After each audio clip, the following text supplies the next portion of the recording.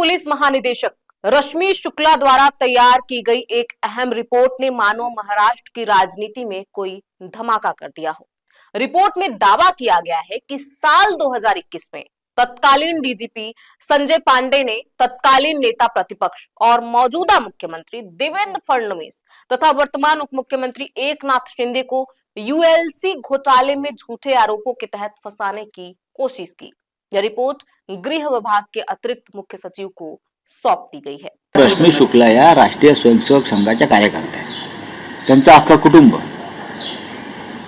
हे भाजप आणि राष्ट्रीय स्वयंसेवक संघाचे कार्यकर्ते म्हणून ते काम करतात आणि त्या वर्दीतल्या संघाच्या कार्यकर्त्या आहेत। त्यांच्या अहवालावरती विश्वास ठेवता येणार नाही।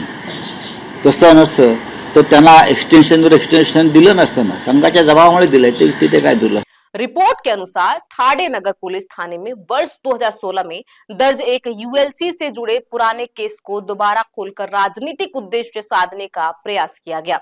यह मामला बिल्डर संजय पुनामिया और श्याम सुंदर अग्रवाल के बीच साझेदारी विवाद से जुड़ा था, जिसमें 2017 में चार्जशीट भी दाखिल हो चुकी थी। इसके बावजूद तत्कालीन डीजीपी संजय पांडे ने मामले की फिर से जांच के आदेश दिए, जिसे एसआईटी ने संदिग्ध माना है। रिपोर्ट में आरोप लगाया गया है कि संजय पांडे ने ठाणे के डीसीपी लक्ष्मीकांत पाटिल और एसपी सरदार पाटिल को निर्देश दिए थे कि वे इस केस में देवेंद्र फडणवीस और एकनाथ शिंदे को आरोपी के रूप में पेश करें।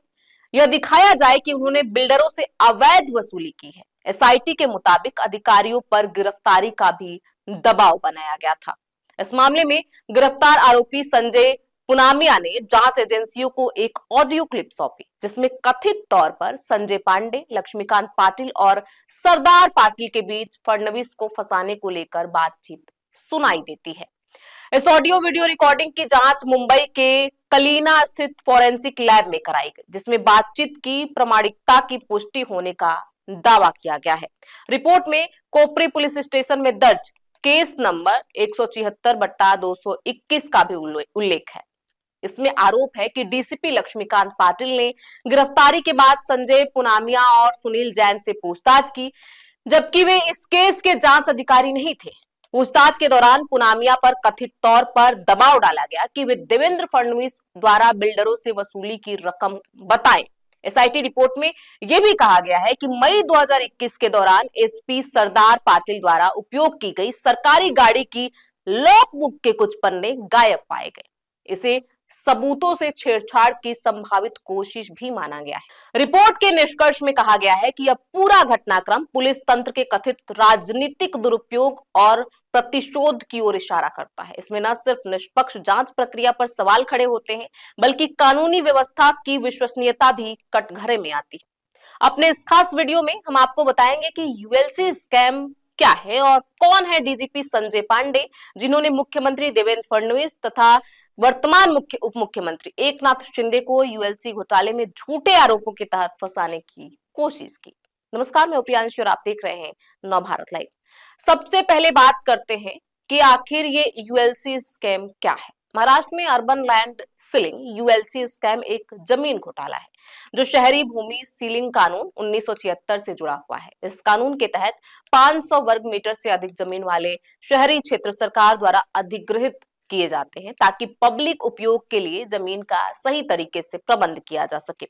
लेकिन इस प्रक्रिया में भ्रष्टाचार ने बड़ी भूमिका निभाई, जिससे राज्य को भारी आर्थिक नुकसान हुआ। इस घोटाले में जमीन मालिकों द्वारा फर्जी दस्तावेजों का निर्माण किया गया, ताकि सरकारी अधिग्रहण से बचा जा सके और कम मुआवजा लिया जा सके। यूएलसी की मदद से गलत तरीके से प्रमाण पत्र जारी किए गए, जिससे जमीन मालिकों ने अपनी संपत्ति को सरकार की पहुंच से बाहर कर लिया। इस प्रकार करोड़ों रुपए की जमीन गलत तरीके से सुरक्षित हुई और सरकार को भारी फाइनेंशियल नुकसान हुआ। बॉम्बे हाई कोर्ट ने इस घोटाले को अब तक के सबसे बड़े जमीन घोटाले में से एक बताया है। न्यायालय ने इस मामले में सख्त कार्रवाई की मांग की, जिससे भविष्य में ऐसे भ्रष्टाचार को रोका जा सके। पुलिस ने भी इस मामले में कई गिरफ्तारियां की। जांच जारी है और उम्मीद है कि दोषियों को कड़ी सजा मिलेगी। लेकिन अब एक नए रिपोर्ट ने सबको चौंका दिया है कि कैसे देवेंद्र फडणवीस और एकनाथ शिंदे को फंसाने की कोशिश की गई। अब बात करते हैं डीजीपी संजय पांडे की, जिन्होंने ये पूरा षड्यंत्र रचा। आपको बता दें, कभी मुंबई के रक्षक रहे 1986 बैच के पूर्व आईपीएस अधिकारी संजय पांडे आज सलाखों के पीछे हैं। एनएससी कर्मचारियों की अवैध फोन टैपिंग और मनी लॉन्ड्रिंग के गंभीर आरोपों में ईडी ने उन्हें गिरफ्तार किया है। ऐसे में संजय पांडे मुंबई के ऐसे दूसरे पुलिस कमिश्नर बन गए हैं जिन्हें रिटायरमेंट के फौरन बाद गिरफ्तार किया गया है।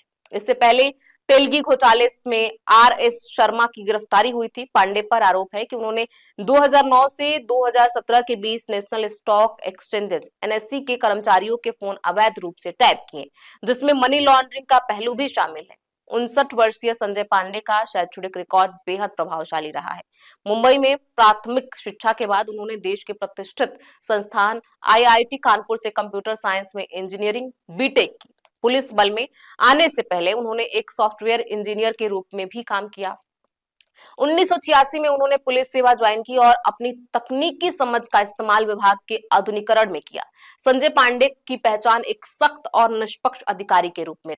1992 से 1993 के मुंबई दंगों के दौरान जब धारावी जल रहा था, तब बतौर डीसीपी उन्होंने स्थिति को बेहद कुशलता से संभाला।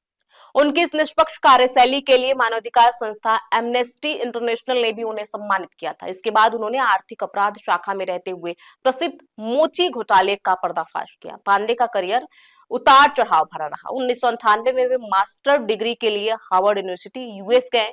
साल 2000 में जांच कार्यों में राजनीतिक हस्तक्षेप से तंग आकर उन्होंने सेवा से इस्तीफा दे दिया। इसी दौरान उन्होंने प्राइवेट सेक्टर में कदम रखा और आईसेक सिक्योरिटी प्राइवेट लिमिटेड नामक कंपनी बनाई। यही वह कंपनी है जिसने एनएससी के साथ काम किया और आज पांडे की मुश्किलों की मुख्य वजह बनी। 19 सितंबर 2024 को संजय पांडे कांग्रेस में शामिल हो गए।